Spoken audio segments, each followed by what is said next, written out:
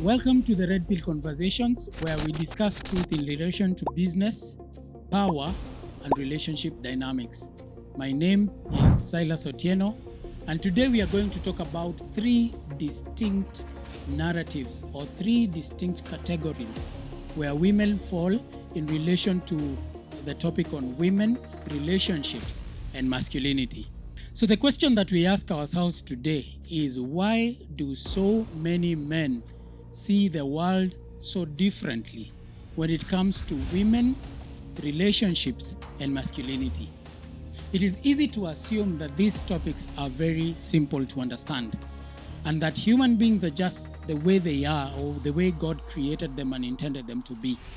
But that is not the case. Men fall into these three categories. One, we have those that hold to the blue pill narrative, where they look at women, where they look at relationships, and look at masculinity from the blue pill lens. The other one talks about is the red pill, and the last one is the black pill. It is important to know where we fit ourselves with regards to these three lenses that people look at women, relationship, and masculinity. Understanding these three things will help us to know where we fit, to know where we stand, and to know where the world is or how we view the world. Because how we view the world is important in how we relate to it and how we relate to each other when it comes to intersexual dynamics. So if you've not watched the other episodes that talk about these particular topics, I would encourage you to go and watch them first, because we are building a narrative. We are building from the previous episodes, we are going to be building and talking about these topics. And they are very important in us understanding intersexual dynamics and how men and women relate to each other. So here is the first lens or the first category. These are the blue pill or the blue pill narrative. And there are people, and those people who hold to the blue pill narrative, they believe that the world is fair, that love is unconditional, and that being nice is enough to attract and to keep women. These guys are they live in, for lack of a better way to put it, in utopia. They live in a world where the world is fair. As long as you exist in this world, what you will experience is fairness. You will experience unconditional love from the female gender, and that being nice is enough to attract and to keep women. And these are the people who hold to the blue pill narrative. And there are some core beliefs that these people who hold on to the blue pill narrative hold on to. One of these beliefs is that women are naturally good and nurturing, while these other people who hold to these other beliefs do not believe that women are bad. They do not believe that women are bad. So when I talk about good, it is not good versus bad. It is just how they are. So they believe that women are naturally good and nurturing. They also believe that marriage is a safety net to permanent happiness. That as long as you have the woman, as long as you have bagged the woman, that you will be naturally safe and that you are entitled to permanent happiness. They also believe that hard work, kindness, and being yourself, and I'm putting this in quotes, will always be rewarded. I want to ask you a question. Do you think that women are naturally good and nurturing? Do you believe that marriage is a safety net to permanent happiness? Do you believe that hard work, kindness, and being yourself will always be rewarded? This is what the blue pillars, this is what those people who hold to the blue pill narrative believe. But this belief has some weaknesses. And one of the greatest weakness of this belief is that men who stay blue pill often wake up hurt, betrayed in marriage, cheated on, or left after they face financial struggles. it is important to understand that human beings, as the Bible tells us, the heart of man is desperately wicked. Who can understand it? That is what God tells us about ourselves. That our heart, or the heart of man, is desperately wicked. Desperately wicked means that our natural inclination as human beings will be drawn towards wickedness, not righteousness. Righteousness is something that we teach ourselves. Discipline is something that we teach ourselves. Commitment is something that we teach ourselves. But these people say that human beings, or believe that human beings, are naturally, generally good. While this system of belief is an interesting one, the reality of how people behave proves this narrative wrong. If you have read the Confessions by Nairobi Men and Nairobi Women by Joan Thatia, you will see that human nature is that the heart of man is wicked, that human beings behave in a manner that is not even in line with God's word. And when we study God's word, we tend to bring ourselves back to the God in his word endeavors to bring us, or to make us into people that we are not. Because we are naturally selfish, we are naturally liars, we are people who are naturally inclined to follow that which is not godly. A man who sacrifices everything for his family, at some point, and I'm not saying that sacrificing everything for your family is wrong, because even the red pillars, even the black pillars, believe that we need to provide value. We need to be men who are always providing value. So these guys sometimes end up with a short end of the stick when when the realities of this world hit them. And the realities of this world hit them really hard, because when you believe that people are naturally good and they turn out otherwise, you get disappointed. Blue pillars get the short end of the stick because they naturally, and men who hold to this blue pill narrative, get disappointed a lot in life when they discover the true nature of human behavior. When they get cheated on, when they get left, when they lose their significant other, when everything, their resources, their money, and all these things go away. So, in as much as we tell you to sacrifice, in as much as a man is supposed to provide, protect, and propagate, we remind you that you have to be aware of human nature, and especially women's mating dynamics. So blue pillars believe that the world is naturally good, that marriage is a safety net for permanent happiness, that hard work, kindness, and being yourself will always be rewarded. One thing I have learned about blue pillars is that they get really surprised when the realities of life hit them. Especially when they find out that the person they were banking on, this lady that they trusted so much, behaved in a manner that was not in line with what they believed. Some of them get very bitter with life. Some of them even get to the point of unaliving themselves. Some of them even get to the point where they lose hope in life. They get depressed. They get into things like alcoholism. They get into these things that really, it's like a coping mechanism. They try to cope with life based on the hardships that they believe. In as much as, and I see these people so many times when we post our videos, even on TikTok, they argue a lot when we talk about the real or the true nature of human beings. So this is just to make you aware that blue pill narrative, in as much as it sounds interesting, and many people are naturally blue pilled. Many people are naturally blue pilled. They would hold on to this because it is the easiest narrative to hold on to. It is easy to believe that the person seated next to you, the person you have trusted, the person you love, will also behave in the exact same way that you behave towards them. And so, yes, that is the blue pill narrative. The second category is the red pillars. or those people who look at women, masculinity, and relationships from a red pill lens. Now, these people believe or they see the world as it is, not as they wish it to be. These are the people who have accepted the uncomfortable truths about female nature, things to do with hypergamy, of which we are going to create an episode where we'll talk entirely about what hypergamy is, and masculinity. And the core beliefs of those people, and by the way, for you to understand red pill enough, you can go to another video, the other video that we have posted on the 4 stages of red pill.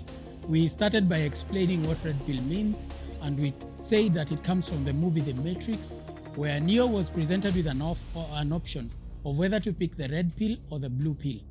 If he picks the red pill, he will see the world as it is, and that is what we are talking about. If he takes the blue pill, he will remain in utopia and view the world as he expects it to be. So the core beliefs of the red pill, or those people who hold to the red pill narrative, is that women are attracted to strength, status, and leadership, not just kindness. That your kindness is not enough, is not just enough. There is something else that attracts other people or the opposite gender towards you. And one of it is strength, status, and leadership. By the way, I have read in a book that says 80% of the women are usually attracted to 20% of the men, because this 20% of the men display characters that show strength, status, and leadership. The second core belief of the red pill narrative, or those people who view the world from the red pill lens, is that relationships are conditional on value. This is finances, emotional intelligence, physical attraction, and all these things. The red pillars believe that you are loved conditionally, and that the only unconditional love that we have that exists is the love that God has for us as human beings or his people, and the love that a woman has for their child. It is not rocket science to see how the unconditional love a woman has for their child. They protect them, they nurture them, they take care of them unconditionally. It does not matter how a child turns out. Even if a child is a criminal, the mother's love towards that child still remains constant. And so red pillars believe that men must provide value, and the world will accept you as much as you provide value to it. That finances, you have to have your financial life in check. That means that you must have your finances in order as a man in order for you to even be attractive, because the financial status of a man brings that kind of attraction.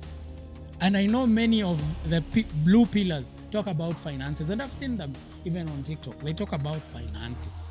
And finances is a very important thing in this red pill narrative.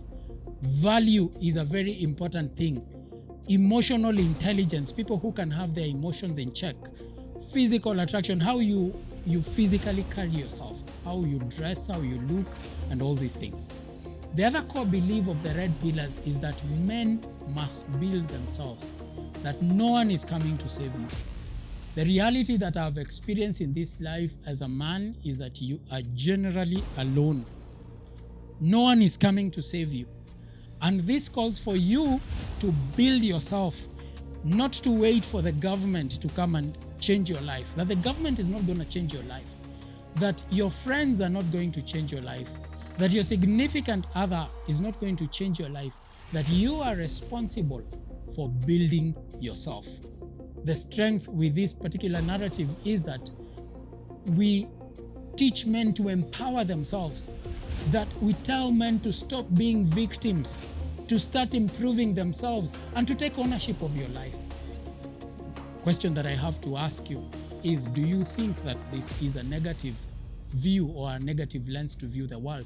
I don't think so. I think it's a very positive lens because it keeps men on their toes. It keeps them working hard. It keeps them knowing that as long as I can provide value, I will be able to compete with other men in this world. And you look at it even in women's mating strategies. You see that those people who have value, those people who provide what the world is looking for, those people who have their emotional intelligence in check, those people who prioritize their physical well-being, how they look physically, who take care of their health, they tend to be very attractive people. And I would wish every man to hold on to this narrative that you need to stop being a victim. You need to start improving yourself. You need to take ownership of your life. And I can give a biblical example of a man who was beaten up because he did not, or he stopped living according to God's purpose, or the purpose that God had put him here on earth to do. And this man is Samson. Samson ignored, or Samson was, he's a man that was very masculine. He had a lot of strength. As a matter of fact, the Bible argues that he was the strongest man on earth. If you read the book of Judges, you will find his story there. And he did a lot of things until he met Delilah. When he met Delilah, Samson ignored masculine or women, Delilah's real nature. He ignored the true nature of the woman until it destroyed him.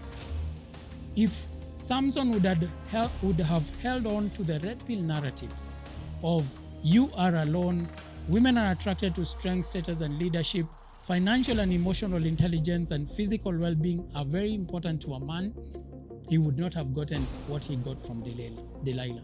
He would not have been betrayed. And we see that after the betrayal, Samson came back and asked God to restore him, to give him strength. And when he died, he killed more people than he had ever killed, more of the Philistines than he had ever killed. So Redpill awareness Redpill narrative makes you aware of how the world is. I told you, and if you can go back to our videos that talk about the 4 stages of taking the red pill: the anger, the denial, the anger, the acceptance, and then the indifference.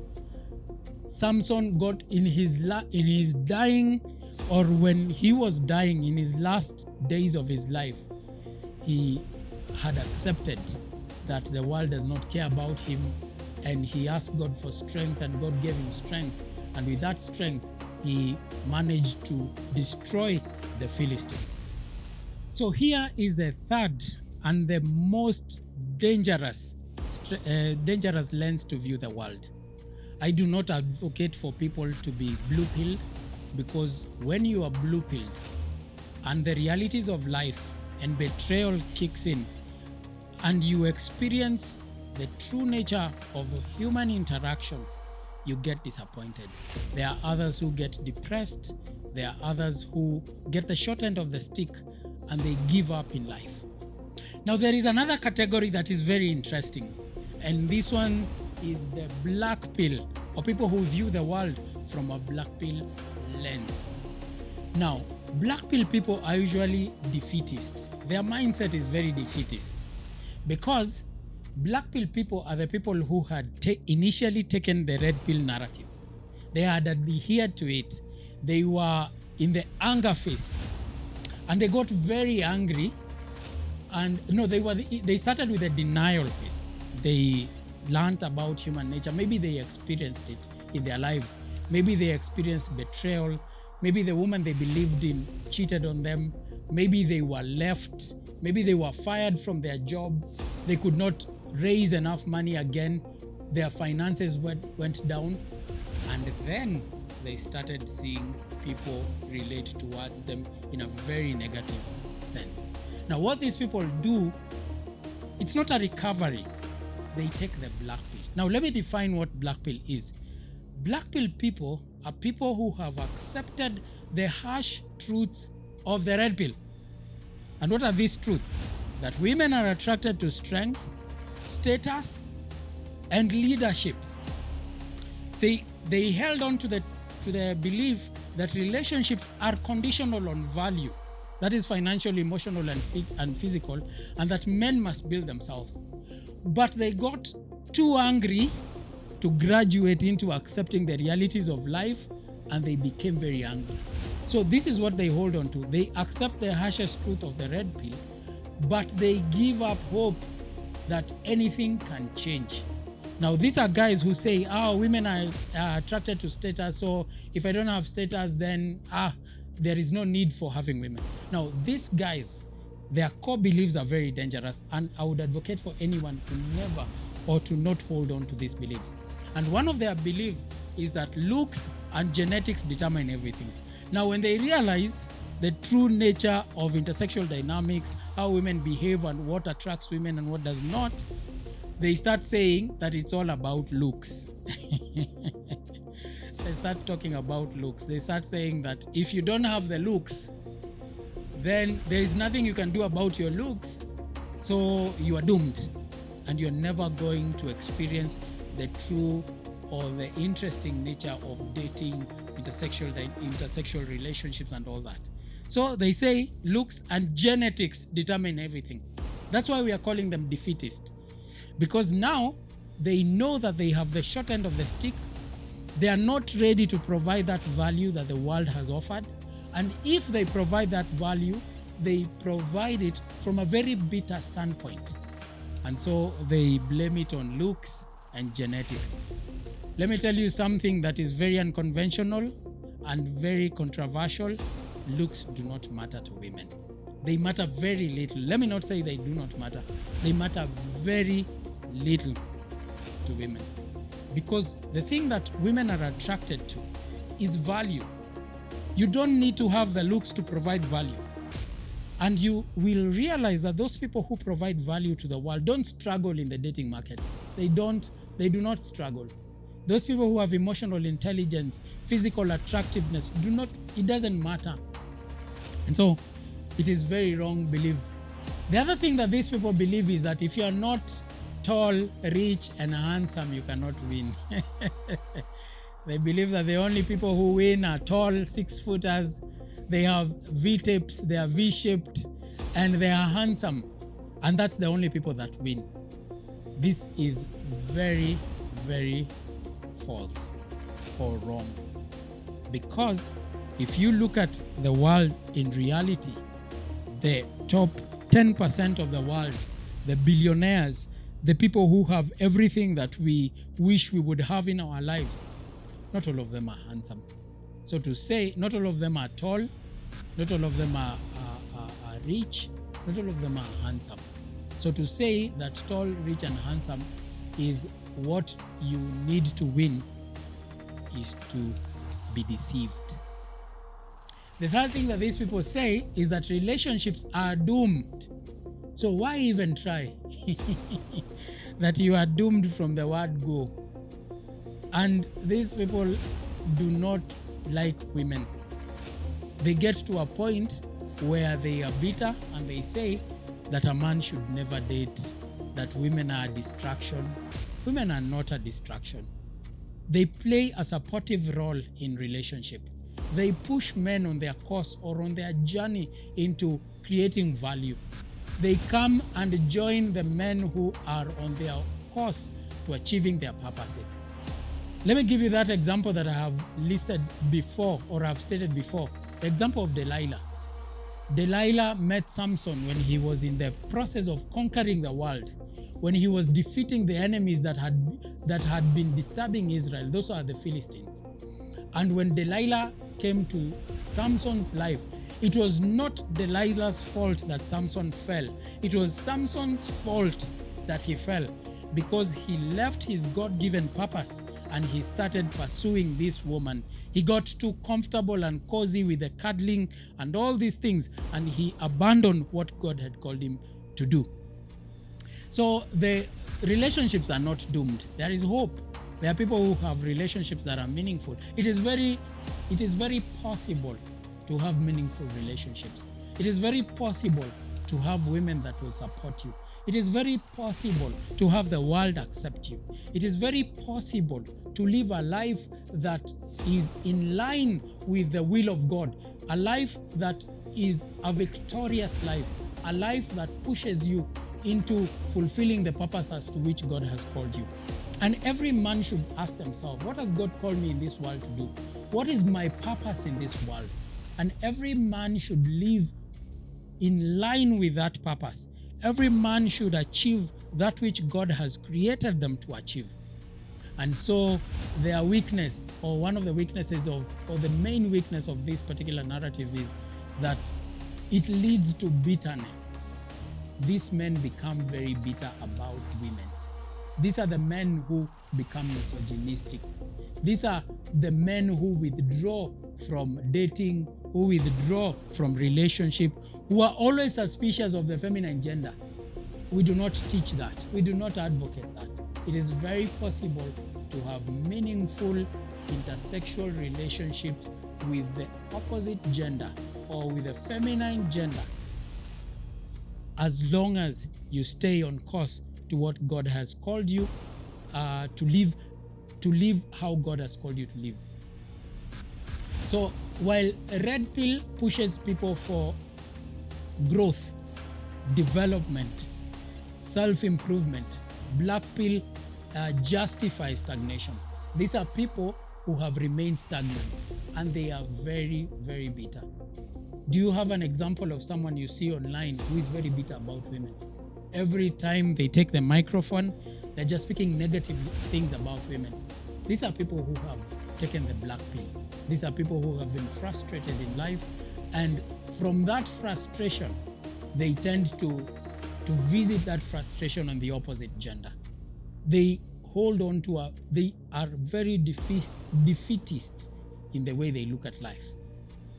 And for example, they could be young men who give up completely. They drown in alcohol and crime because they believe that the system is rigged against them. The system is not fair. The world is not fair. And that's a fact. And the fact that the world is not fair doesn't mean that you have to be bitter about it. You have to ask yourself as a man, what do? I live in an unfair world. And the Bible clearly tells us that the heart of man is wicked, is desperately wicked. If you read history, you will see that the world is not fair. And it shouldn't be. Let it be like that. Because one day God is going to restore the world into what it's supposed to be. But for now, we live in an unfair world. We as men have to adopt. A masculine man must adopt to how the world is, and he must act in accordance. He must do the things that he is required to do to ensure that he does not get bitter about this unfair world. So let me summarize these things with the key takeaways that these three narratives have. So the blue pillars are very ignorant, for lack of a better way to put it, and I don't mean ignorant in an insulting kind of way. They live in ignorance. They like the comforting lies of the world that the world is fair. The world is not fair. Red pillars are aware, and so as a result of their awareness, they take part, or they adopt responsibility, and they go on the path of strength. When you take the red pill, you become the best version of yourself. I look at myself and I compare myself with the previous Silas, and I can tell you, taking the red pill is the best thing a man can do. Because when you take the red pill and you are aware of how the world is, you go on a journey of improving yourself. Like I said, at some point in my life, I was obese. When I discovered that I had let myself loose, I went to hit the gym. I'm in the best shape of my life. My health is in order, even though I suffer from a chronic illness. But my health is in order because I have decided not to sit down and whine about my health situation, but to do something about it. So I went on a path of hitting the gym, and I go there every day. Every day, Monday to Friday, I'm always on the gym early in the morning. After that, I read books. I do business. I do all those things that will create value. And the result, I have seen the world rewards that. Even though the world is unfair, there is room for that person who goes on a journey to improve themselves. That person who goes on a journey to improve themselves, they still benefit, or they still reap and live their best lives here on earth.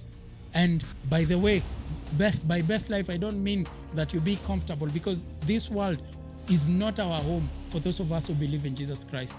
Our home is not here. But as we live here, the Bible reminds us that we must be as innocent, as wise as serpents, but as innocent as doves. And this is Jesus Christ who told his disciples that you must be as wise as serpent, living wisely. Paul says, taking advantage of this world because the days are evil, or making most of every opportunity because the days are evil. And finally, the Blackpill people are aware, yes, but they live a hopeless life. They live in a trap, or they are in a trap that destroys them. I would like to encourage you to accept the world as it is. I would like to encourage you and remind you that you are responsible for how you turn out. The system is, even though the system might be rigged, you are responsible for making something out of it. And it is your responsibility to make sure that you adopt to the wicked world, you adopt to it, and you do what is required for you. What God has given you. God has given you strength. And the Bible reminds us that he's not given us a spirit of fear, but of power, of love, and of self-control.